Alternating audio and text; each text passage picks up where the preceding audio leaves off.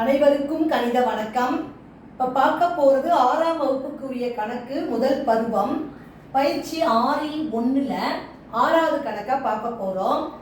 1லிருந்து 7 வரை எண்களை பயன்படுத்தி 1லிருந்து 7 வரைக்கும் எண்களை பயன்படுத்திக்கிறோம்.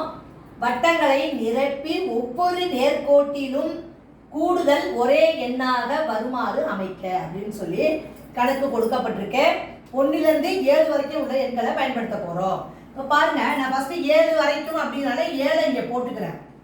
அடுத்து இப்போ கூடுதல் ஒரே மாதிரி வரணும், ஒரே நேர்கோட்டில் அமைகிறப்ப.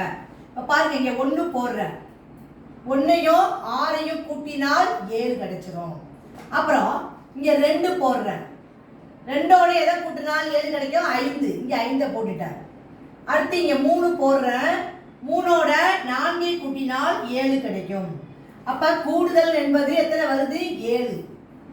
கூடுதல் 7. இப்போ பார்த்தீங்கன்னா 1லிருந்து 7 வரைக்கும் எண்களை பயன்படுத்தியிருக்கிறேன்.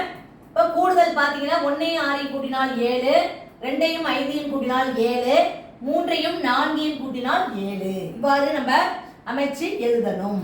புரிஞ்சுங்களா?